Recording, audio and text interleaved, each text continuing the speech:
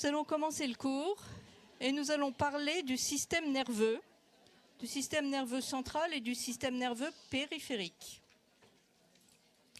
Bien sûr, le cours va essentiellement être centré sur le système nerveux central, le système nerveux périphérique ayant été introduit et décrit dans les cours même précédents, dans le système 6.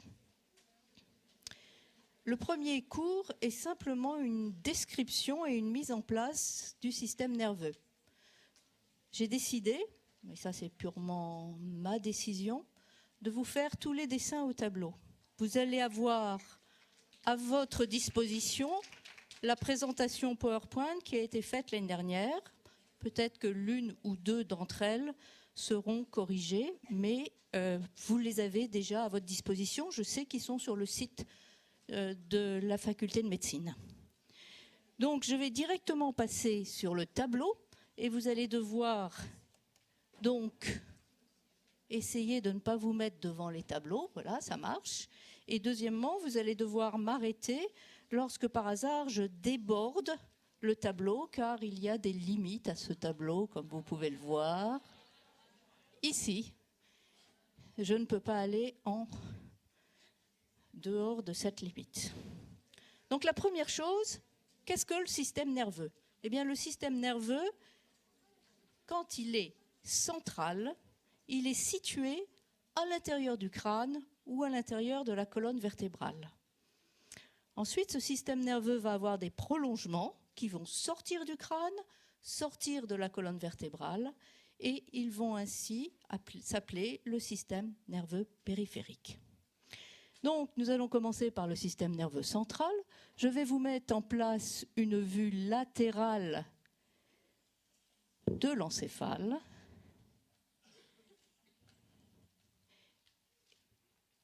À l'intérieur du crâne, vous avez en effet l'encéphale. Et l'encéphale va être constitué de plusieurs parties. La première partie que je viens de dessiner, c'est le cerveau. Et la particularité du cerveau, c'est d'avoir deux hémisphères, un hémisphère droit et un hémisphère gauche.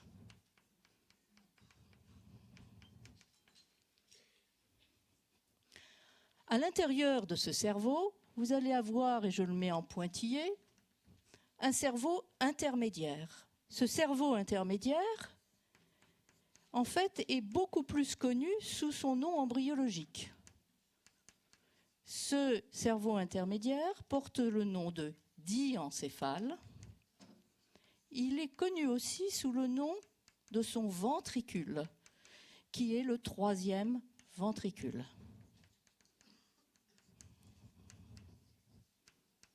En dessous de ce cerveau, mais appartenant toujours à l'encéphale, vous allez avoir ce que l'on appelle le tronc cérébral. Le tronc cérébral, c'est une petite partie du cerveau, de l'encéphale, située en dessous du cerveau, donc le tronc cérébral.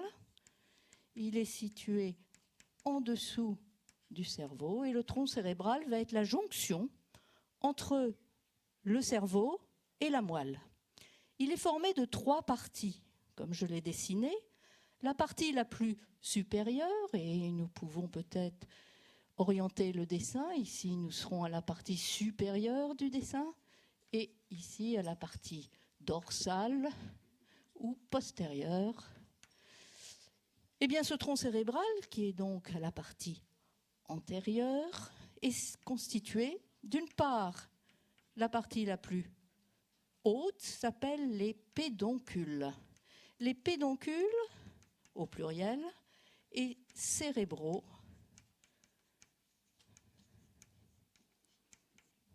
Mais ces pédoncules cérébraux, cette partie du tronc cérébral, porte aussi d'autres noms. Et là aussi, elle est très souvent connue sous son nom embryologique. Et son nom embryologique est le mésencéphale. Et très souvent dans les livres, si vous avez recours à des livres, vous aurez des chapitres intitulés le mésencéphale, et ça ne sera rien d'autre que les pédoncules cérébraux. En dessous du tronc cérébral, Vous avez une partie qu'on appelle le pont. Donc ici, vous avez le pont. Et ici, vous avez le mésencéphale. Et en dessous du pont, vous avez la moelle allongée, qui anciennement était appelée le bulbe. Donc le bulbe, c'est exactement la même chose que la moelle allongée. C'est l'ancienne terminologie, c'est l'ancienne classification, et c'est la partie la plus inférieure du tronc cérébral. Situé en arrière du tronc cérébral, vous allez avoir une autre partie du système nerveux central et appartenant toujours à l'encéphale, qui est le cervelet.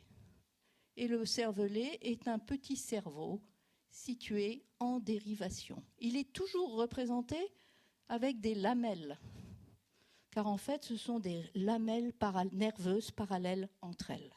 Donc, en arrière, eh bien, vous avez du tronc cérébral, vous avez le cervelet. Et le cervelet, eh bien, vous devez d'emblée mémoriser quelque chose, c'est que l'adjectif qui correspond au cervelet s'appelle cérébelleux. Donc l'adjectif, c'est cérébelleux. Et vous verrez qu'il ne faut pas oublier cet adjectif pour ne pas confondre ce qui est cérébral de cérébelleux. Donc nous sommes dans l'encéphale. L'encéphale, je le répète, a différentes parties. La première partie, c'est le cerveau avec 2 hémisphères. La deuxième partie, c'est le cerveau intermédiaire, souvent appelé par son nom embryologique le diencéphale, souvent connu sous son nom ventriculaire. Il contient le 3e ventricule. Ensuite, vous avez le tronc cérébral. Il est situé à la partie inférieure et antérieure de l'encéphale. Il est constitué de 3 parties. Les pétoncules cérébraux, qui correspondent au mésencéphale et qui est plus souvent connu sous le nom de mésencéphale, et en dessous le pont, puis la moelle allongée. La moelle allongée s'appelle le bulbe, et très souvent vous entendrez parler de syndrome bulbaire. Eh bien, ce n'est rien d'autre que la moelle allongée. En arrière du tronc cérébral, vous retrouvez le cervelet, et une petite aparté, l'adjectif qui correspond au cervelet s'appelle cérébelleux. En dessous, alors, tout d'abord, l'encéphale est situé à l'intérieur du crâne. Donc la limite, alors je vais le faire, bien sûr, l'encéphale est contenu complètement à l'intérieur du crâne. Moi, je vais le détacher du crâne pour des raisons de dessin et pour une autre raison après, que je vais vous donner dans un instant. La limite inférieure de la moelle allongée correspond au foramen magnum. Donc la limite inférieure de ma moelle allongée, elle correspond ici au foramen magnum.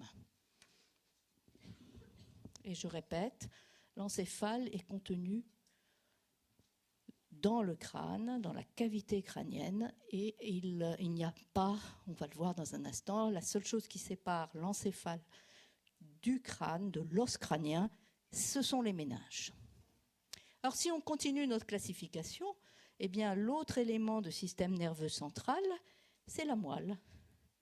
Et la moelle, elle est en continuité du bulbe, en continuité de la moelle allongée.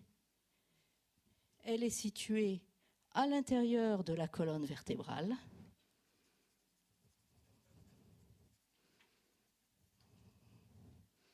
Et donc cette moelle, on peut schématiser grossièrement, et ceci très très grossièrement, ici des vertèbres sous des formes de petits pointillés. Et la première particularité de cette moelle, c'est de s'arrêter quelque part à l'intérieur du canal vertébral, et elle va s'arrêter au bord supérieur de la seconde vertèbre lombaire. Alors bien sûr, je le répète, j'ai hypertrophié le canal vertébral pour des raisons que je vais vous donner dans un instant, et pour mettre en place pour mettre en place les méninges qui vont arriver dans un instant. Donc, il y a d'une part l'encéphale, il y a d'autre part la moelle. Et la moelle, pour ne pas la confondre avec la moelle allongée, on l'appelle en général la moelle spinale. Donc là, vous connaissez toutes les différentes parties du système nerveux central. Qu'est-ce qui va partir de ce système nerveux central? Eh bien, le système nerveux périphérique. Et d'emblée, je vais vous marquer par une flèche ce qui va partir du système nerveux central et de l'encéphale. Ce sont les nerfs crâniens. Et je pense que maintenant, vous connaissez tous les nerfs crâniens. Et deuxièmement, qu'est-ce qui va partir de la moelle spinale? Ce sont les nerfs spinaux. Mais nerfs crâniens et nerfs spinaux appartiennent déjà au système nerveux périphérique. Donc on va opposer le système nerveux central au système nerveux périphérique.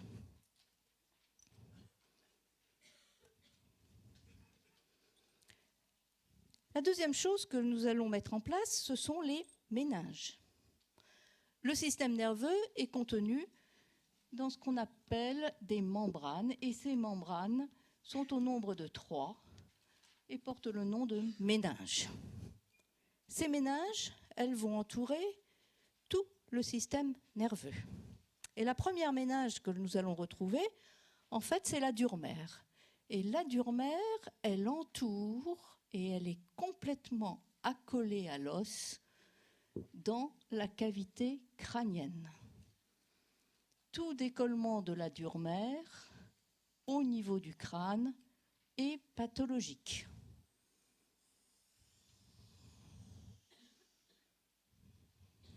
Donc la première méninge, c'est la durmère. Au niveau du crâne, tout décollement de la durmère est pathologique. Cela va donner un hématome, par exemple, un hématome extradural, s'il y a une atteinte de l'artère située, par exemple de l'artère ménagée moyenne, qui se met à saigner, eh bien vous allez avoir un décollement de la durmère, vous aurez un hématome extradural. Cette durmère, si on la met en place sur une coupe frontale, donc perpendiculaire à ce dessin qui était une vue latérale, eh bien vous allez la retrouver, comme je viens vous le dire. Alors voici l'os. Je viens de vous dire que la durmère était complètement accolée à l'os au niveau du crâne, donc je peux doubler complètement l'os. Et cette durmère crânienne va envoyer en profondeur 2 expansions principales. La première expansion est une expansion qui est sagittale. Ça s'appelle la faux du cerveau. Donc la première expansion, elle est sagittale et elle s'appelle la faux du cerveau.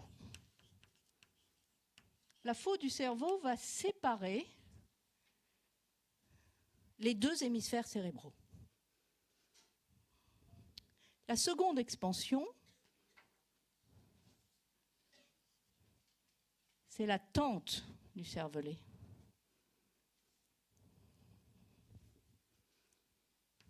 Et la tente du cervelet va séparer la cavité crânienne en 2 parties, une grande fosse et une petite fosse. Dans la grande fosse, vous allez retrouver la coupe des hémisphères cérébraux.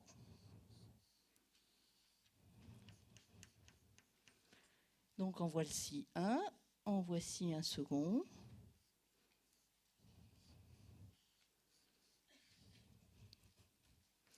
Et ceux-là, je vais vous les mettre en coupe.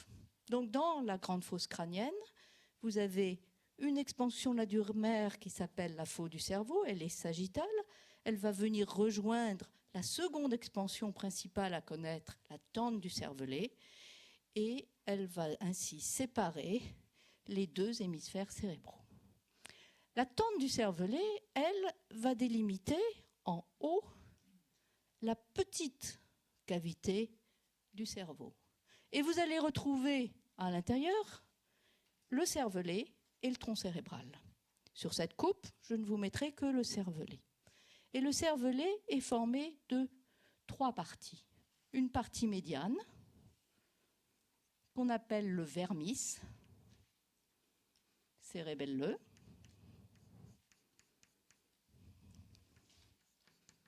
et 2 parties latérales, qu'on appelle les hémisphères cérébelleux.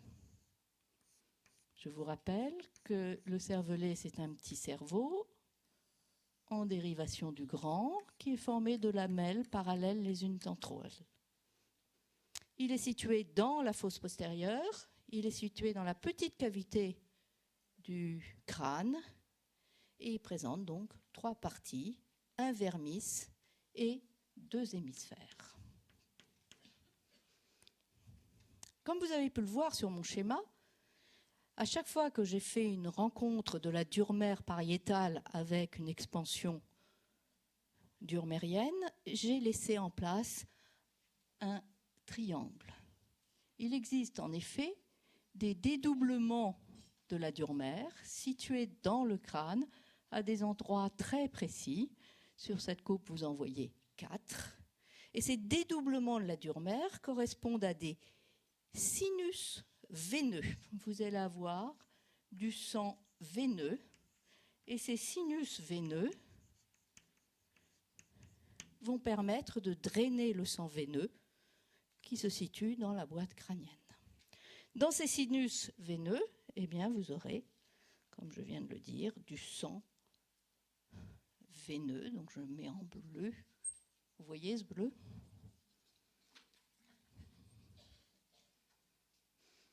Comme ceci. Alors, il existe plusieurs sinus veineux à l'intérieur du crâne. Celui qui est situé tout en haut ici s'appelle le sinus longitudinal supérieur. Celui qui est en bas ici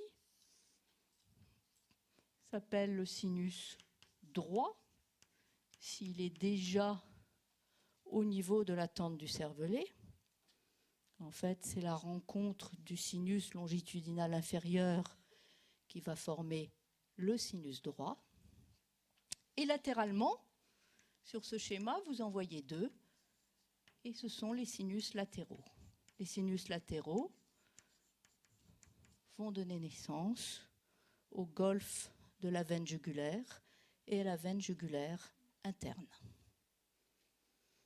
Donc les sinus veineux qui sont situés dans des dédoublements de la dure-mère, qui n'ont pas à proprement parler de parois veineuses, la paroi de ces sinus, c'est la dure-mère, vont quand même s'écouler et donner naissance à une veine très importante, puisque les sinus latéraux vont donner le golfe de la veine jugulaire. Ce qui nous intéresse aujourd'hui, c'est ce qui va se passer à la partie supérieure, ici, au niveau du sinus longitudinal supérieur. En effet, jusqu'à présent, nous n'avons parlé que d'une méninge qui est la dure-mère. Il existe 2 autres méninges. Ces 2 autres méninges sont d'une part l'arachnoïde et d'autre part l'apimère.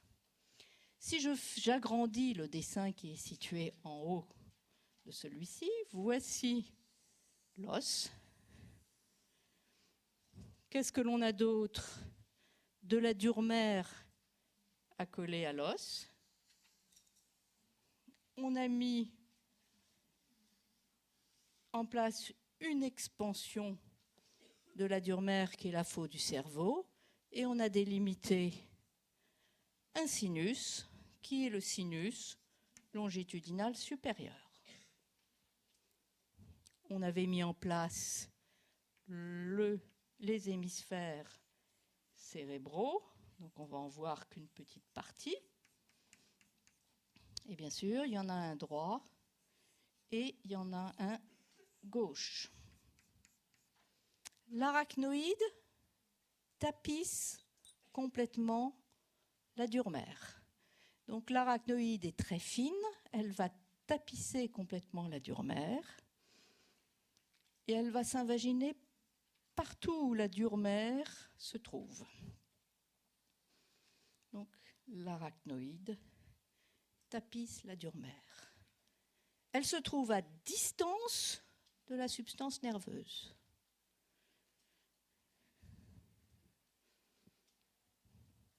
Et l'autre particularité de cette arachnoïde, c'est qu'elle va envoyer dans le sinus veineux des villosités.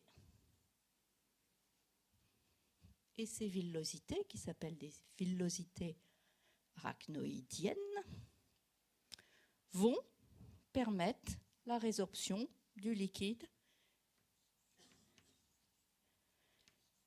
cérébro-spinal.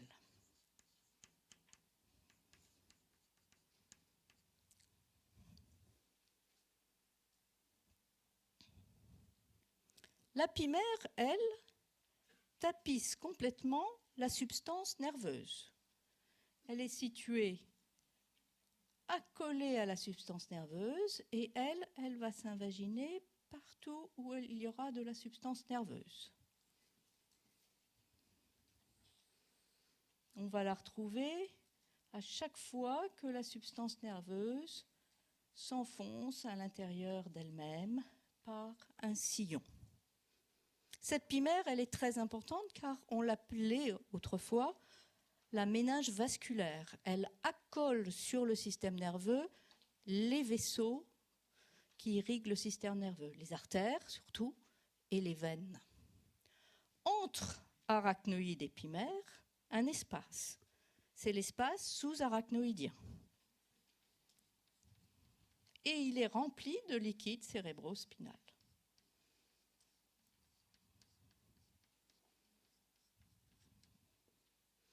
Donc, l'autre point tout à fait important, c'est, je ne vous l'ai pas marqué ici, la pimère. Entre pimère et arachnoïde, un espace. Et cet espace contient du liquide cérébro-spinal. Ça veut dire que le liquide cérébro-spinal chemine dans les espaces sous-arachnoïdiens et va être résorbé, entre autres, pas uniquement, mais entre autres, au niveau du sinus longital supérieur, grâce à des villosités qui sont les villosités arachnoïdiennes. Donc, premier point, on sait qu'il y a un système nerveux central, on sait que ce système nerveux central, l'encéphale dans la boîte crânienne, est protégé par des méninges, mais ici est aussi protégé par un espace liquidien dans lequel on retrouve du liquide cérébro-spinal. Pour finir sur les méninges, que se passe-t-il au niveau de la moelle ? Eh bien, au niveau de la moelle, et c'est pour ça que j'ai hypertrophié le canal vertébral, la dure mère n'est pas du tout accolée à la paroi osseuse. Et la dure mère descend plus bas que la moelle. Il existe donc, au niveau de la colonne vertébrale, un cul-de-sac dural rempli de liquide cérébrospinal et dans lequel, et on le reverra ici en décrivant la moelle,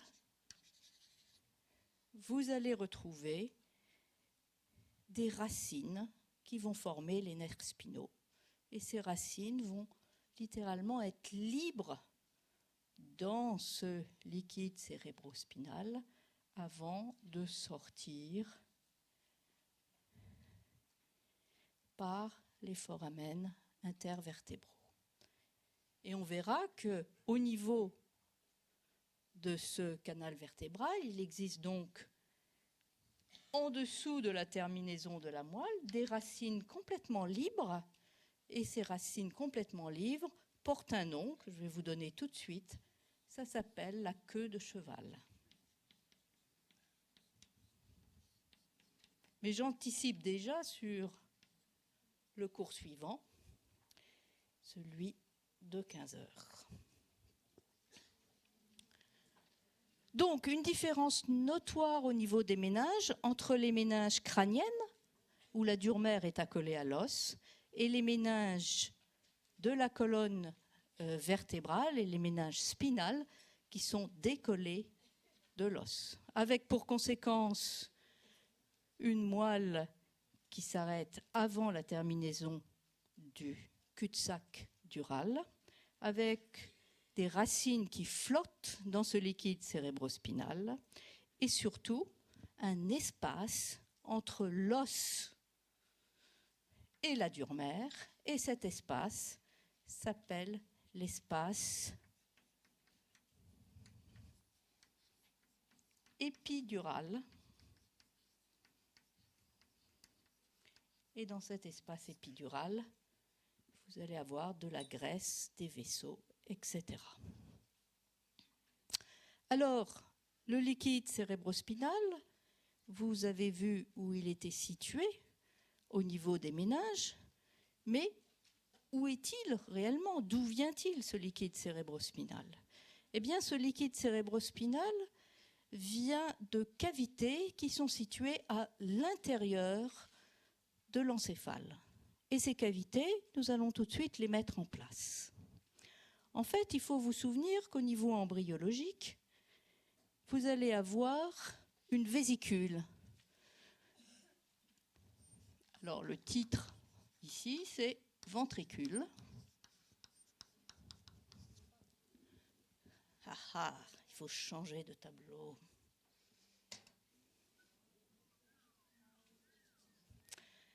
Donc, ventricule. Il existe à l'intérieur de l'encéphale, en définitive, des cavités, et ces cavités vont permettre d'avoir du liquide cérébrospinal à l'intérieur .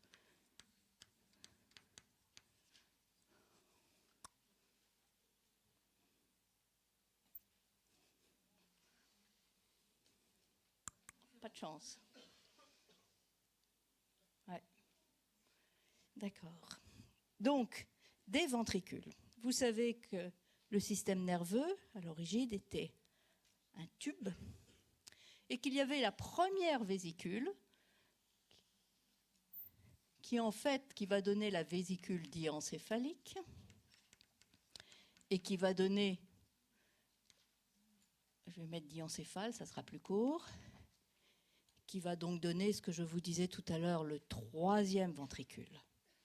Autour de cette vésicule diencéphalique va s'entourer deux autres vésicules. Et il va y avoir un mouvement de rotation autour de cette vésicule diencéphalique que vous allez retrouver tout au cours du système nerveux central. Vous allez voir s'entourer la substance nerveuse, vous allez voir s'entourer énormément de choses autour d'un point. Et pour les ventricules, le pivot d'enroulement, c'est le diencéphale, c'est le troisième ventricule. Alors que se passe-t-il? Je vais vous dessiner les ventricules pour vous donner les noms de ces ventricules. Il est évident que nous allons les revoir dans 2 jours. Alors, premier ventricule à décrire, le ventricule du diencéphale, le ventricule du cerveau intermédiaire, le troisième ventricule. À l'état adulte, je dirais, il prend une forme un peu particulière. Donc ça, c'est le troisième ventricule. Ce ventricule va se continuer par la cavité qui est située au niveau du tronc cérébral. Et vous allez avoir en continuité le troisième ventricule avec la cavité du tronc cérébral qui est le quatrième ventricule. Entre le troisième ventricule et le quatrième ventricule, un conduit qu'on appelle l'aqueduc du cerveau. Et l'aqueduc du cerveau correspond à la cavité du mésencéphale. c'est la cavité mésencéphalique. En dessous, le quatrième ventricule, lui, va être la cavité du pont et de la moelle allongée. Et normalement, elle se continuerait par le canal de l'épendyle, qui serait le canal de la moelle spinale. Chez l'homme, ce canal est obstrué. Autour du troisième ventricule, c'est-à-dire de la cavité diencéphalique, vous allez avoir ce phénomène d'enroulement de deux ventricules, un droit et un gauche. Ces ventricules portent le nom de ventricules latéraux. Et ils vont complètement s'enrouler autour de la cavité diencéphalique. Donc, vous devez automatiquement retrouver un ventricule latéral droit et un ventricule latéral gauche. Alors, je vous le dessine comme ceci. Je pourrais, en profondeur, vous en mettre un autre. Mais je ne sais pas si vous pouvez... Ah si, ça se voit. OK. Donc, quels sont les noms des ventricules, c'est-à-dire des cavités situées à l'intérieur de la substance nerveuse? La cavité, je vous l'ai déjà donné, du diencéphale, c'est-à-dire du cerveau intermédiaire, porte le nom de troisième ventricule. Autour de la cavité du troisième ventricule vont s'organiser les cavités des hémisphères cérébraux qui portent le nom de ventricules latéraux. Ensuite, il existe une relation entre le troisième ventricule et les cavités du tronc cérébral. Les cavités du tronc cérébral s'appellent l'aqueduc du cerveau, au niveau des pédoncules cérébraux, et du quatrième ventricule, en ce qui concerne le pont et la moelle allongée. Ensuite, il se continue normalement cette cavité au niveau de la moelle spinale, mais elle est obstruée chez l'homme. Le liquide cérébrospinal, qui est l'objet de la mise en place du liquide des cavités, est situé dans tous ces ventricules. Le liquide cérébrospinal est contenu dans ces ventricules. Et le seul endroit où il peut sortir de ces ventricules, c'est au niveau du quatrième ventricule. Donc le liquide cérébrospinal va se retrouver dans les ventricules. Il est contenu par le ventricule. Et le seul endroit où il sort de la substance nerveuse, ce sera au niveau du quatrième ventricule. Ceci a une conséquence tout à fait importante.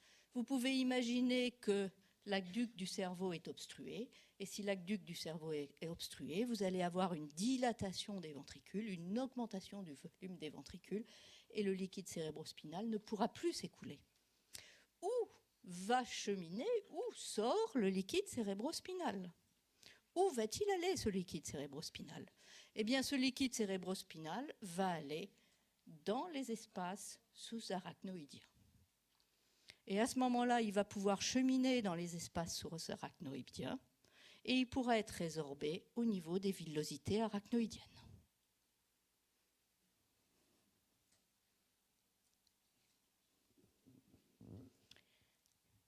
Alors maintenant, on va passer à un nouveau chapitre. Qu'est-ce que c'est que la substance nerveuse? Je ne vais pas vous faire un cours d'histologie, ce n'est pas mon but. Mais la substance nerveuse est formée en fait de neurones, d'une cellule nerveuse qu'on appelle le neurone. Cette cellule nerveuse va contenir un corps cellulaire, va avoir un axone et bien sûr des dendrites. Vous connaissez certainement mieux ça que moi.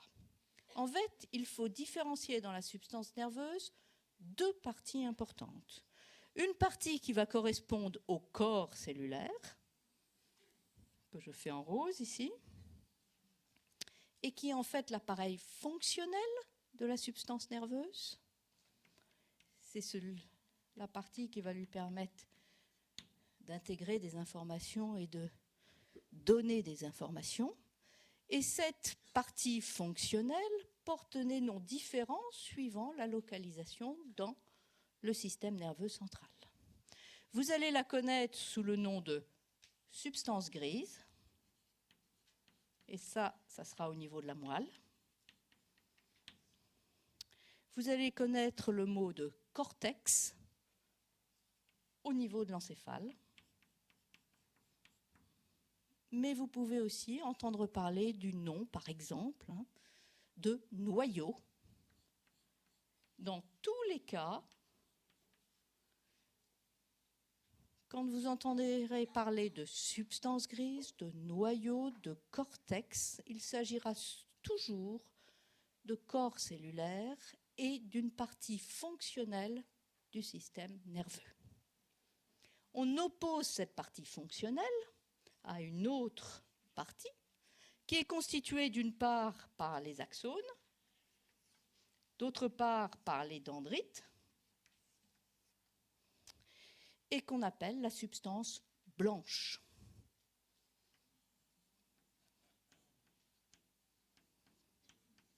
Et la substance blanche peut là aussi porter des noms différents. Ce sera l'appareil de transmission, et elle portera le nom de substance blanche au niveau de la moelle. Elle portera le nom de commissure, par exemple, au niveau de l'encéphale.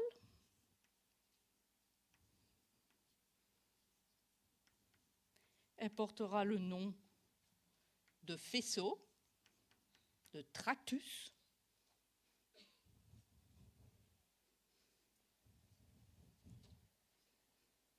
Etc., etc., etc.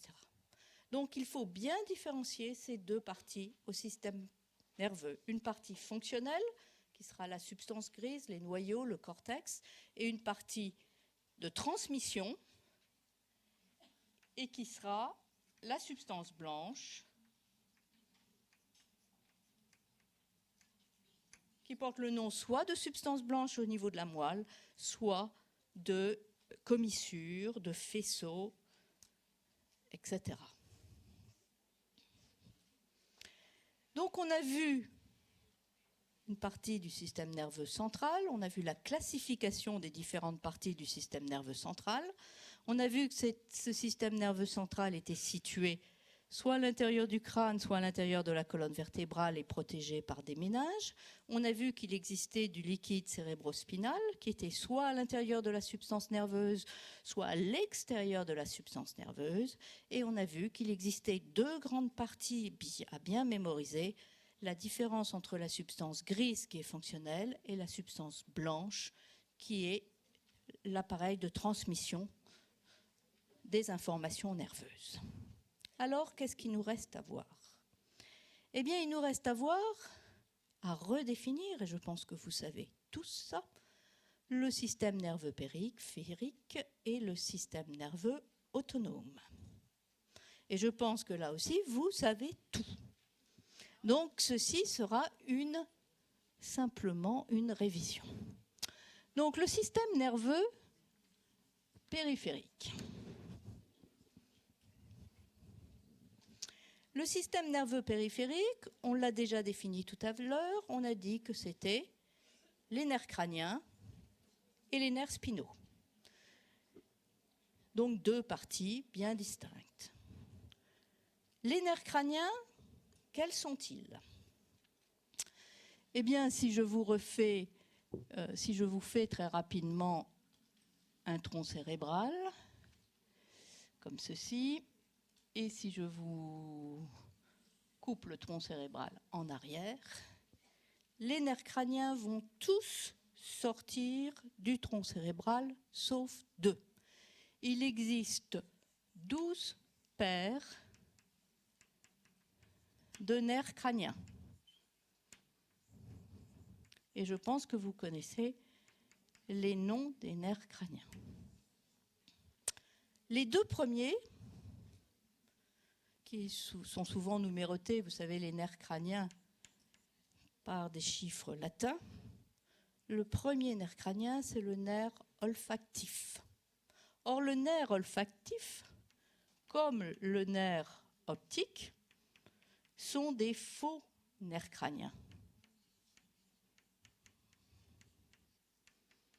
Le nerf olfactif est une expansion directe du cerveau. On dit que c'est une expansion directe du télencéphale. On emploie le mot embryologique. Et le nerf optique est une expansion directe du diencéphale. Sur une vue, en fait, latérale, eh bien, on pourrait marquer ici le nerf optique, le 2.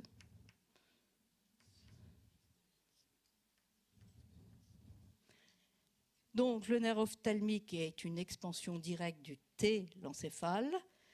Le nerf optique est une expansion directe de la substance nerveuse du diencéphale. On dit que ce sont des faux nerfs crâniens. Tous les autres nerfs crâniens vont sortir du tronc cérébral. Alors, on va les nommer. Il faut bien un jour. Le troisième nerf, c'est l'oculomoteur. Le nerf oculomoteur, on le verra avec le cours sur l'orbite, va aller innerver tous les muscles de l'orbite, enfin du bulbe oculaire, sauf 2. C'est donc un nerf, comme son nom l'indique, oculomoteur. Or, il existe 3 nerfs oculomoteurs. Le 3, le 4, qui est le nerf trochléaire,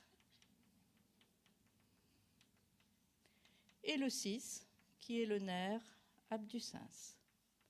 Ces 3 nerfs oculomoteurs vont aller rejoindre l'orbite, vont aller innerver le contenu de l'orbite et notamment les muscles contenus dans l'orbite. L'oculomoteur va aller innerver tous les muscles du bulbe oculaire, sauf 2, l'oblique supérieur et le droit latéral. Puisque l'oblique supérieur est innervé par le nerf trochléaire et que l'abducens est innervé par, que le droit latéral est innervé par l'abducens. Le 5, c'est le nerf trijumeau. Le nerf trijumeau, vous avez dû le voir ce matin, si je ne m'abuse. Non? Il a fini ses cours, non? C'est le nerf sensitif de la face. Le nerf trijumeau se divise en 3 branches, mais il va assurer toute l'innervation sensitive de la face. On lui adjoint un contingent moteur qui est destiné aux muscles masticateurs. Donc on a fait le premier, le second, le troisième, le quatrième, le cinquième et le sixième. Le 7e, c'est le nerf facial. Le nerf facial est le nerf moteur de la face, mais aussi qui a un contingent parasympathique d'une part et aussi un contingent sensitif. Mais c'est surtout le nerf moteur de la face. Le 8 est un nerf sensoriel. C'est le nerf cochléo-vestibulaire.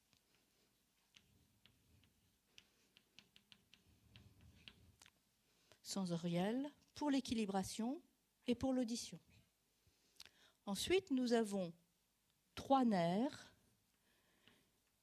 qui ont une fonction très proche, qui sont des nerfs, pour les 2 premiers, mixtes, parasympathiques, sensitifs, moteurs. Le 9, c'est le glossopharyngien. Comme son nom l'indique, il va aller assurer l'innervation sensitive de la langue et l'innervation du pharynx.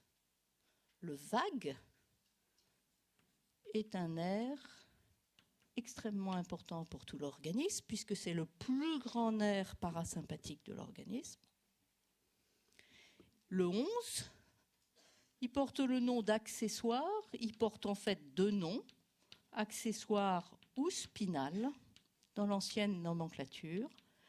Et en fait, là aussi, vous avez dû le voir, il a un contingent destiné au larynx, nerf moteur du larynx, et il a un contingent destiné au cou par sa branche spinale qui naît au niveau de la moelle cervicale et qui va aller innerver le sternocléido-mastoïdien et le trapèze. Enfin, le 12, qui s'appelle le nerf hypoglosse. Et lui, il est uniquement moteur. C'est un nerf moteur, c'est le nerf moteur de la langue. Tous les nerfs crâniens, en dessous de l'olfactif et de l'optique, tous, sauf un, naissent premièrement du tronc cérébral et deuxièmement de la face antérieure du tronc cérébral. Sauf un, qui est le 4. Le 4 naît certes du tronc cérébral, mais sur la face postérieure. Et donc, on peut très bien le dessiner comme ça. Le 4 va complètement contourner. Il naît sur la face postérieure, il contourne les pédoncules cérébraux et se retrouve sur la face antérieure. Et ça, nous le reverrons, bien sûr, à plusieurs reprises. Donc, tous les nerfs crâniens naissent du tronc cérébral, ça c'est une affirmation, sauf les deux premiers qui sont des faux nerfs crâniens. Et un seul naît sur la face postérieure, c'est le nerf trochléaire qui va naître sur la face postérieure et contourner les pédoncules cérébraux pour revenir sur la face antérieure. Alors, il nous reste à parler des nerfs spinaux, mais on le fera dans l'heure suivante. Et il nous reste à parler du système nerveux autonome.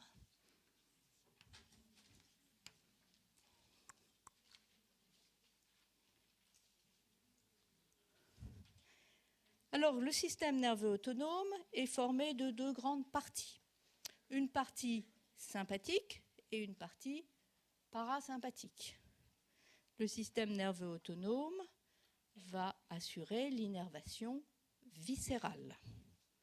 Le système nerveux autonome va avoir une partie centrale et une partie périphérique. Et en général, on oppose le système nerveux sympathique du système nerveux parasympathique. Pour comprendre le système nerveux sympathique, je vais devoir vous faire une coupe de la moelle. Et je vais vous faire une coupe de la moelle au niveau thoracique. Donc je vais anticiper sur le cours de 15 heures. Donc je vais vous faire une moelle que je vous décrirai tout à l'heure avec de la substance grise qui est centrale, de la substance grise qui est à la fois antérieure et postérieure. Mais la particularité de la moelle thoracique, c'est d'avoir cette espèce, ce qu'on appelle d'ailleurs une corne ici, qui est une corne latérale. La substance grise dans la moelle est entourée de substances blanches. Ça, ce n'est pas nouveau pour vous. Nous sommes dans le système nerveux central. Nous sommes sur une coupe de moelle. Donc, ce centre au niveau de la corne latérale, situé au niveau de la moelle thoracique, correspond au système nerveux central sympathique. Il est situé entre le segment cervical, le 8e, et le segment lombaire, le 1er. Donc on dit que cette corne latérale de la moelle est située entre C8 et L1.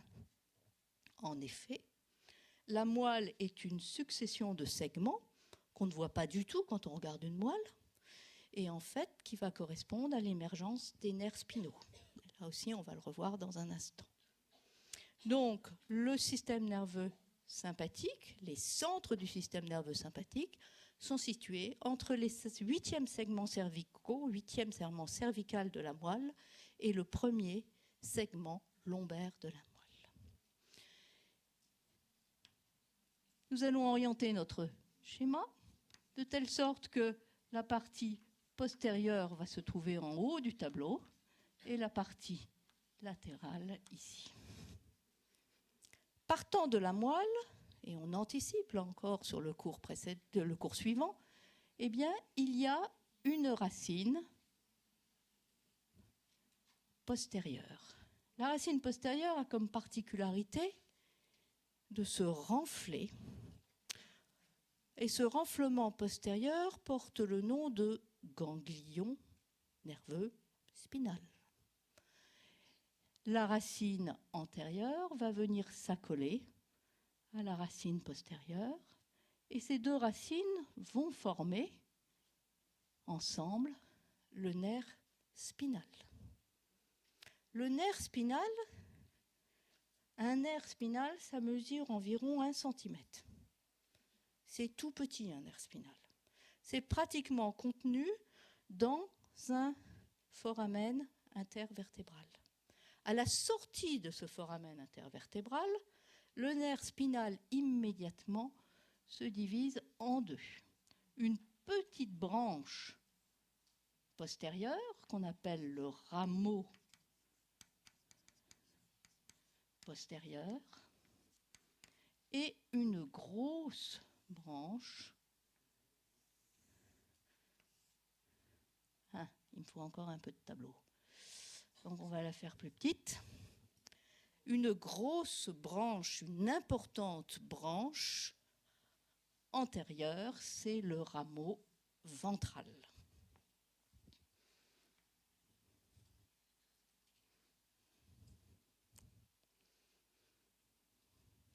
Qu'est-ce qui se passe au niveau du système nerveux autonome? Eh bien, je vais le faire en orange. Dans cette corne latérale de la moelle, il y a une fibre qui va sortir par la racine antérieure de la moelle, qui va cheminer dans le nerf spinal, mais très très vite, elle va sortir du nerf spinal.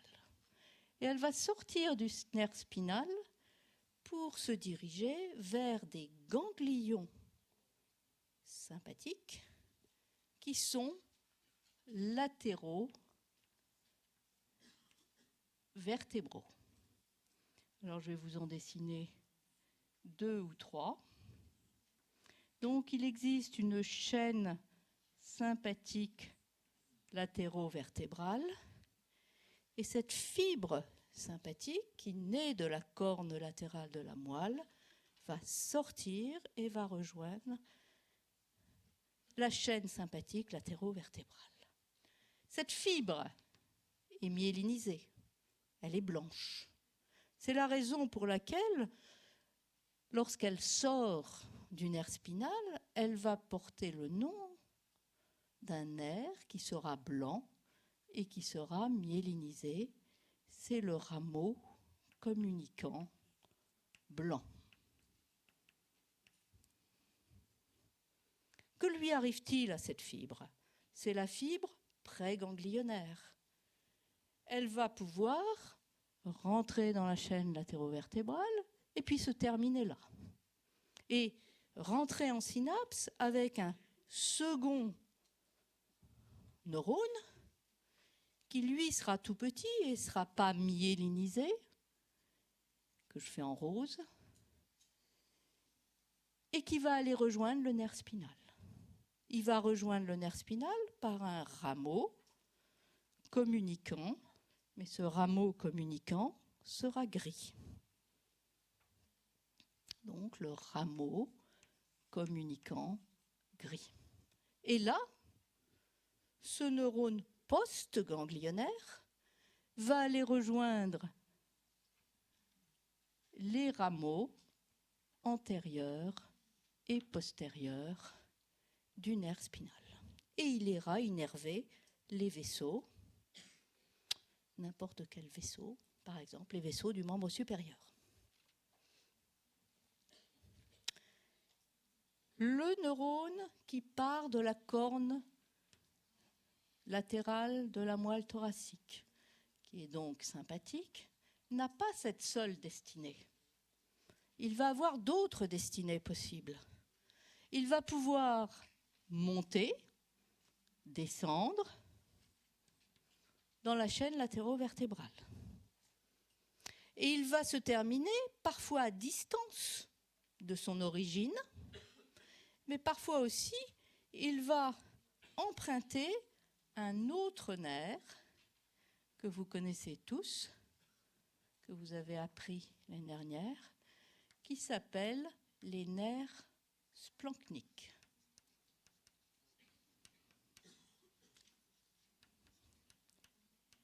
Ces nerfs splanchniques sont en fait la relation, la liaison entre la chaîne latéro-vertébrale et la chaîne prévertébrale. Et donc, ce nerf splanchnique vont aller rejoindre la chaîne prévertébrale. Alors, je ne fais qu'un élément.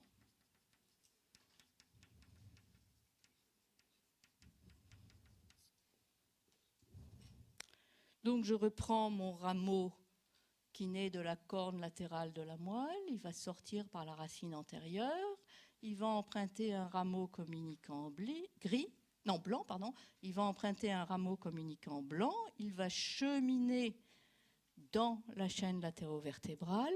Et puis, il ne va pas se terminer dans cette chaîne latéro-vertébrale. Il va emprunter un nerf splanchnique et il ira se terminer dans la chaîne ganglionnaire prévertébrale. Et c'est là simplement qu'il donnera son information aux neurones post-ganglionnaires. C'est dans la chaîne prévertébrale qu'il va rentrer en synapse avec le neurone post-ganglionnaire et qui, à ce moment-là, il ira innerver les viscères, par exemple, les viscères abdominaux.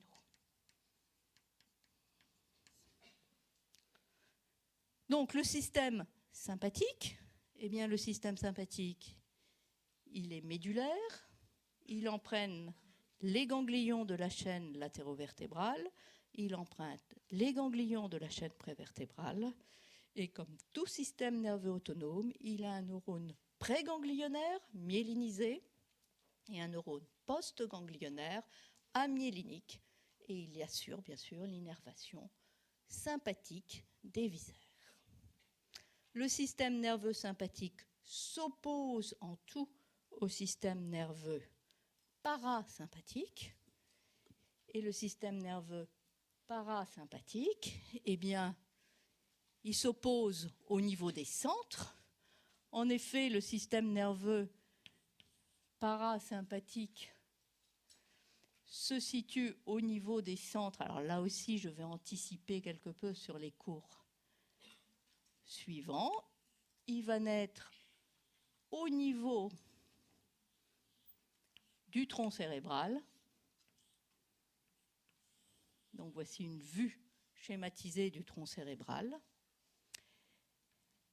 Il va naître aussi au niveau de la moelle, mais non pas au niveau de la moelle thoracique comme précédemment, mais au niveau de la moelle sacrée. Donc les centres du système nerveux parasympathique sont situés au niveau du tronc cérébral. Le plus grand, c'est le centre qui correspond au nerf vague, au 10, mais aussi aux autres centres parasympathiques qui sont le 3, le 7 et le 9. Donc il y a 4 grands nerfs parasympathiques crâniens, le nerf oculomoteur, le nerf facial, le nerf glossopharyngien et le nerf vague. Et les centres parasympathiques sont situés, ce sont des noyaux, c'est-à-dire de la substance grise, situés au niveau du tronc cérébral. Mais il existe aussi un parasympathique pelvien. Et c'est la raison pour laquelle on dit que les centres parasympathiques sont situés aux deux extrémités du système nerveux, alors que les centres sympathiques sont regroupés au niveau de la moelle thoracique. L'un est éclaté et en différents noyaux aux deux extrémités du système nerveux, l'autre est situé, regroupé dans la moelle thoracique. Quels sont les nerfs parasympathiques ? Eh bien, les nerfs parasympathiques, je le répète, c'est le nerf oculomoteur, c'est le nerf facial, c'est le nerf glossopharyngien et c'est le nerf vague. Et c'est le nerf vague qui est le plus grand nerf parasympathique de l'organisme. Il existe aussi un parasympathique pelvien et qu'il ne faut pas oublier. Est-ce que le modèle parasympathique se superpose au modèle sympathique ? Oui. Il existe un neurone préganglionnaire, il existe des ganglions nerveux parasympathiques, et là vous avez dû les apprendre dans les cours d'hier et d'aujourd'hui, et il existe un neurone post-ganglionnaire qui va aller jusqu'au viscère. Comment on fait pour arrêter tout ? Je sais ce qu'on va faire. Oh, c'est pas ça. Voilà. On arrête ?